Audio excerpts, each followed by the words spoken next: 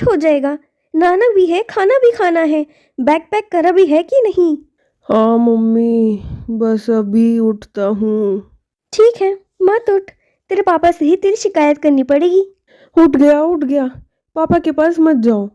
चल, अब फटाफट बाथरूम में जा, जल्दी से नहा ले। मैं तेरा नाश्ता तैयार कर रही हूँ। मम्मी, मैं क्या कह रहा था, इतनी सर्दी हो रही है, क्या जरूरत है नहाने की, यूं ही चले जाता हूँ। हे भगवान, पता नहीं किस पर गया है ये लड़का। कितना गंदा रहता है। नहीं, तुम्हें अभी के अभी ही नहाना है। मेरे ही कुछ अच्छे गुण अपने अंदर ले लो। ये कहानी मयंक के बारे में है, जिसको इतनी कड़क सर्दी में नहाना बिल्कुल भी पसंद नहीं। पानी से तो जैसे इसको चिढ़ ही हो गई थी। इस बार तो उसने ठान ली कि वो तो बिल्कुल भी नहीं नहा सकता। हे भगवान, इतनी ठंड। भले ही पानी गर्म हो, फिर भी जब पानी अपने ऊपर डालूंगा तो भी तो ठंड ही लगेगी। नहीं नहीं, मेरे बस की नहीं है इतनी ठंड में नहाना। ऐसा करता हूँ, बस मुंह हाथ पोंछ लेता हूँ, मम्मी को भी पता नहीं चलेगा। मयंक मुंह हाथ धोकर अपनी स्कूल की यूनिफॉर्म में तैयार हो गया। मयंक, मुझे टाइम ही नहीं मिला कि तेरे पास आकर मैं तेरा सब कुछ चेक कर सकूं।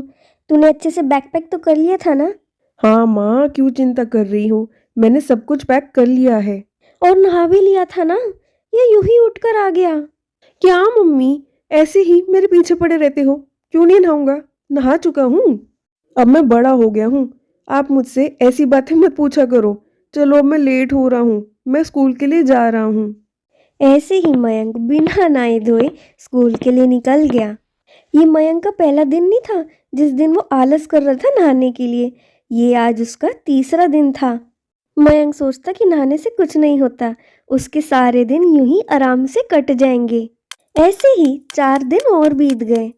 आज भी मयंक बिना नहाए स्कूल पहुंचा था, लेकिन इस बार उसके आसपास के बैठे हुए बच्चों को कुछ अजीब सा महसूस हो रहा था। उन्हें हवा में ही कोई गंदी सी बदबू आ रही थी। जिगना, तुम्हारा ध्यान कहाँ है? कितनी देर से देख रही हूँ, यूं ही उल्टे सीधे मुंह बना रही हो। परेशान हो तो बोलो ना, क्या दिक्कत है? मैम, यहाँ से बहुत गंदी स्मेल आ रही है। कंसंट्रेट ही नहीं कर पा रही हूँ पढ़ाई में। क्या स्मेल आ रही है? कहाँ से आ रही है? पता नहीं मैम, पर शायद मयंक के आसपास से ही आ रही है, क्योंकि यही मेरे साइड में है। मयंक, वैसे जिगना सही कह रही है, स्मेल तो भाई तुझी से आ रही है। चल बता, कई दिनों से नहाया नहीं है क्या? ये सुनकर सभी बच्चे अंदर ही अंदर खूब हंसने लगे।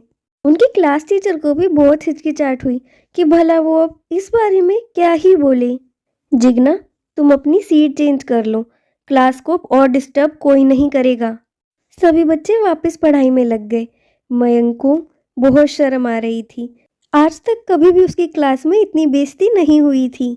2 बजे मयंक की स्कूल की छुट्टी हो गई थी और वो सीधा अपने घर आ गया। लेकिन उसका मुंह बहुत उतरा उतरा सा था। उसकी माँ उसको देखकर ही पहचान गई थी, जैसे वो परेशान हो। मयंक, तू यहाँ बैठ जा, मैं अभी तेरे लिए फटाफट गरम खाना ले आती हूँ। और चल बता, आज इतना उदास उदास सा क्यों है? स्कूल में किसी से लड़ाई करके आया है क्या? या तेरी क्लास टीचर ने तुझे डांट दिया? नहीं नहीं माँ, ऐसी कोई बात नहीं है, बस थोड़ा थक गया हूँ, और कुछ नहीं। अच्छा, कोई बात नहीं, खाना खा के तो आराम कर लियो। मयंक की माँ खाना लेने के लिए जा ही रही होती है, तभी उन्हें एहसास हुआ कि मयंक से बहुत ही गंदी स्मेल आ रही है। हे भगवान, मयंक तू मुझसे कितना दूर खड़ा है, फिर भी तुझसे इतनी गंदी स्मेल आ रही है। ऐसा लग रहा है तू कई हफ्तों से जैसे नहाया ही ना हो। सच सच बता, तू सच्ची में नहाता तो है ना? हाँ मम्मी, आप कैसी बात कर रहे हो? वो आज प्लेग्राउंड में मैं खेल रहा था ना, तो वो पसीने से आपको वो स्मेल लग रही होगी। जो भी हो, तुझसे इतनी स्मेल आएगी तो तेरे आसपास तो कोई खड़ा भी नहीं होएगा। तू थोड़ा सा परफ्यूम लगा के ही चला जाया कर, उससे कम से कम इतनी स्मेल तो नहीं आएगी। मयंक को अपनी मम्मी का ये आइडिया बहुत पसंद आया। उसने सोचा अगर वो परफ्यूम लगाएगा तो उसको नहाने की ज़रूरत नहीं पड़ेगी और ना ही उसका कोई मजाक उड़ाएगा। अगले दिन जब मयंक स्कूल गया तो वो परफ्यूम लगा कर गया था, लेकिन उससे बस एक ही गलती हो गई थी कि उसने ज़रूरत से ज़्यादा ही परफ्यूम लगा लिया था। थोड़ी देर बाद लंच ब्रेक हो गया था। मयंक को बहुत ऑकवर्ड फील हो रहा था, क्योंकि कोई ना कोई उसी की तरफ इशारा कर कर बातें कर रहा था। यार मयंक, तू तो बड़ा ही हिम्मत वाला निकला। मुझे तो लगा कल तेरी कितनी बेइज्जती हुई थी कि तू नहाता नहीं है, तो तू सुधर जाएगा और आज तो नहा कर ही आएगा। पर ऐसा तो कुछ हुआ ही नहीं। उल्टा तू तो इतना सारा परफ्यूम थोप कर आ गया। तेरे इस परफ्यूम की स्मेल से तो तूने तो मेरे सिर में ही दर्द कर दिया। इसको लगा ये इतना सारा परफ्यूम लगा लेगा तो किसी को पता नहीं चलेगा कि ये नहा कर नहीं आया। ये कितना गंदा है। तुम सच्ची में बहुत गंदे हो मयंक। गंदू मंकू, गंदू मंकू, गंदू मंकू, गंदू मंकू। मयंक को ये सब देखकर बहुत बुरा लगा। वो अपनी इतनी इंसल्ट नहीं सह पा रहा था। बगल में ही उसका दोस्त राघव खड़ा था। राघव किसी भी तरह अपने दोस्त मयंक की मदद करना चाहता था और उसकी इस बुरी आदत को ख़त्म करना चाहता था। उसके पास एक प्लान आया। हेलो मयंक, और क्या कर रहा है? कुछ खास नहीं, तू बता कैसे कॉल करा? चल ये तो अच्छी बात है कि तू फ्री है। मैं तेरे घर रिया के साथ आ रहा हूँ। 10 मिनट में बस हम तेरे घर पहुँच ही जाएंगे। क्या इतनी जल्दी? अरे तुझे आना था तो तू मुझे पहले कॉल नहीं कर सकता था? पहले ही तो कॉल करा है तुझे। तू तो वैसे भी फ्री है, बिजी तो है नहीं। रिया को साइंस प्रोजेक्ट में मदद चाहिए थी। अब तू तो साइंस में टॉपर है, इसलिए सोचा तेरे ही घर ले आऊं। चल फिर थोड़ी देर में मिलते हैं। बाय। असल में राघव और रिया बहुत ही अच्छे दोस्त थे और मयंक भी रिया से दोस्ती करना चाहता था, उसको इम्प्रेस करना चाहता था।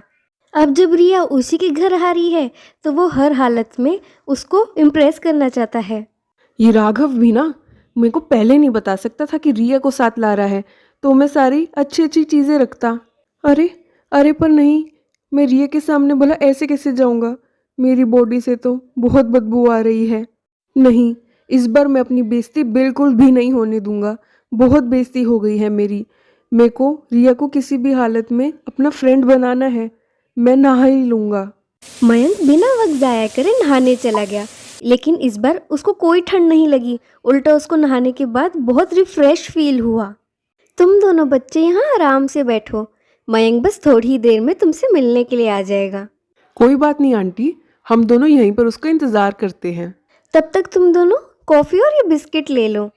तभी 2 मिनट में मयंक भी उसी कमरे में आ गया। रिया और राघव मयंक को देखकर काफ़ी चौंक गए थे क्योंकि वो बहुत ही ज़्यादा अच्छा दिख रहा था। अरे वाह मयंक, स्कूल में जो मैंने तुम्हें देखा है, तुम उससे ज़्यादा तो घर में अच्छे दिखते हो। तुम बहुत अच्छे दिख रहे हो। तुम तो पढ़ाई में भी अच्छे हो और दिखने में भी बहुत स्मार्ट हो। ये बात से तो मैं भी अग्री करता हूँ। आज मेरा भाई कुछ ज़्यादा ही स्मार्ट लग रहा है। चल चल, ज़्यादा फेंक मत। जिस काम के लिए आया है चल अब वो करते हैं। अपनी तारीफ सुनकर मयंक को बहुत खुशी महसूस हो रही थी। उसको एहसास हो गया था कि नहाने से ही उसकी अच्छी पर्सनैलिटी बनती है और उसको अच्छा महसूस भी होता है।